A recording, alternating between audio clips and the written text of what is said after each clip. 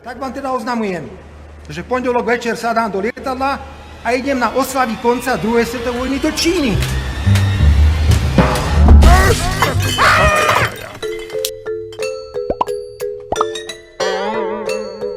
Sziasztok! Mám na úvod veľmi nepríjemnú otázku. Ako sa máte? Ak vás práve nezasiahol akože zablúdený ruský dron, verím, že žijete a teda sa máte dobre. Tak počkať, toto není žiadny sitcom, nakrútený v štúdiu a s primiešaným rehotom publika. Ako sa máte, sa servilne opýtal náš čučmák od Topolčan, najväčšieho vojnového zločinca tohto storočia. Áno, toho z Kremlu. Mám na úvod veľmi nepríjemnú otázku. Ako sa máte?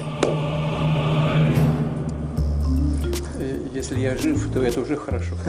Aha, naozaj smiešne. Škoda len, že ten riťolez od Topolčan sa monštra z Kremlu neopýtal, ako sa má asi ten milión Slovanov a ďalších ľudských obetí, ktoré vďaka jeho špeciálnej vojnovej operácii už nežijú. Ako sa majú ich príbuzní, ako sa majú milióny ľudí na Ukrajine, ktorí sú permanentne ohrozovaní na zdraví aj životoch, lebo monštrum z Kremla sa má vraj dobre.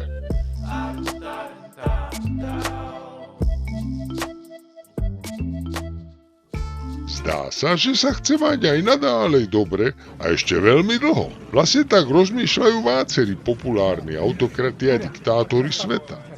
Ako vyplynulo z nevdojak zaznamenanej konverzácie na oslavách v Pekingu.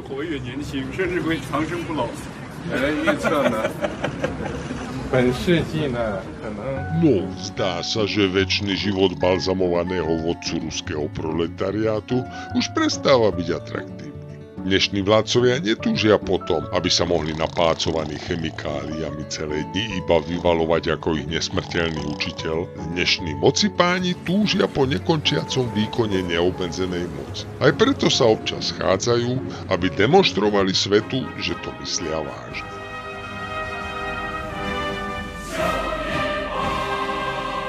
Vekový priemer gerontologickej partičky autokratov, čo sa zišla na oslavách ukončenia druhej svetovej vojny v Pacifiku, kazil hádam len severokórejský Benjamínek Kim.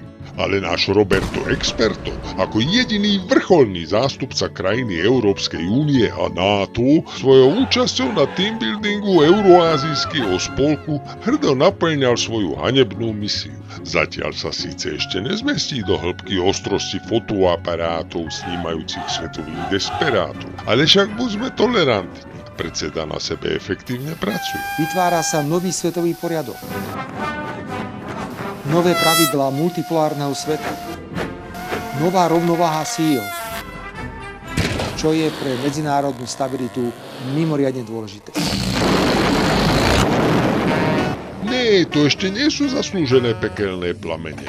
To len v súdružskom rituáli vítajú nášho predsedu, keď priletel do Pekingu na vrcholné stretnutie najväčších vagabundov sveta, aby si ako mravec spolu so stádom divých slonov zadopal po moste. Hoci treba férovo uznať aj to, že k najväčšiemu vojnovému zločincovi storočia má predseda dvere otvorené už dnes. Za necelého 3/4 roka, čiže presne za 254 dní, ako vyrátali v jednom nepriateľskom médiu, sa náš predseda s tou kremelskou zrúdou stretol už tretíkrát. Dvakrát v Moskve a teraz v Pekingu. Ale prečo tam za tým najvyšším orkom náš Roberto vôbec chodí?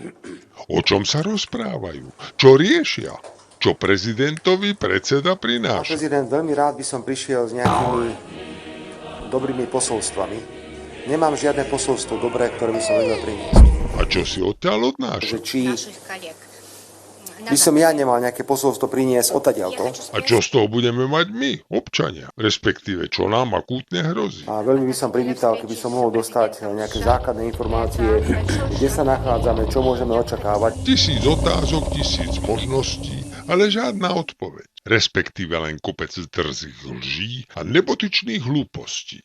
Akýkoľvek zdravozmýšľajúci človek absolútne chápe, že Rusko nemalo, nemá, ani nebude mať žiadny záujem alebo želanie napadnúť na kohokoľvek, alebo zaútočiť na kohokoľvek. Ach tak, Takže tá spackaná ruská trojdňová špeciálna vojenská operácia, čo pomaly trvá už 4. rok, nebola želaná a prebieha celkom bez záujmu agresora. Konflikt na Ukrajine, a to som už mnohokrát aj hovoril, ako na poslednom podujatí, nie je spojené s našim agresívnym správaním. Ale vôbec ne, veď to je zo strany Ruska len obyčajná prechádzka ružovou záhradou Ukrajiny. To je každému jasné. Tento konflikt je spojený s tým, že Západ podporil štátny prevrat na Ukrajine. V prvom rade, čo ťa je do toho, čo sa deje na Ukrajine? Sovietúniu sa rozpadlo 30 gadov tomu nazad. Asi si to všimol, keď ťa to tak serie. Tak to rešpektuj. V druhom rade, prečo si myslíš, že ty môžeš v akejkoľvek slobodnej krajine, aj keď je tvojim susedom, požadovať zavedenie svojho samoderžávia, no Západ nesmie fandiť slobode a demokracii? Nie je to naše agresívne správanie. Je to agresívne správanie z druhej strany a nemáme žiadne iné ciele okrem ochrany svojich To je záujmov. neuveriteľné, ako pokorne náš ťuťmák Stopolčan načúva tým nezmyslom a nehoráznostiam. Ale ja už to ďalej očúvať nedokážem a nehodlám. Radšej sa pokúsim prísť na to, prečo ten Roberto za cárom z Kremla vôbec chodí. A to tak často, až by som povedal, že pravidelne, ako na klavír. A vtedy mi konečne zaplo. Veď on tam chodí skutočne na hodiny klavíra. Vladimír Vladimirovič totiž nie je len ambiciózny svetovládca, skúsený podvodník, otužilec s ľadovým srdcom a s podchladeným pohlavím, excelentný hokejista, judista s čiernym opaskom či uznávaný vojnový zločinec, ale aj vynikajúci klavírista, ktorý sa rád podelí so svojím umením s vybranými nadanými následovníkmi. Preto tam Roberto chodí. Naozaj, všetky dohady, všetky konšpirácie, všetky katastrofické scenáre o vystúpení z EÚ a z NATO, či o pripútaní sa našej krajiny k Rusku sú celkom určite jalové. O nič také predsa vôbec nejde. Na pravidelných hodinách klavíra u Liliputina sa predsa náš predseda na najvyš naučí nejaké ruské piesenky. A prinesie si odtá domov aktuálne noty. No čo je na tom také divné? Ja viem, všetko. Uvidíme, čo sa s tým dá robiť.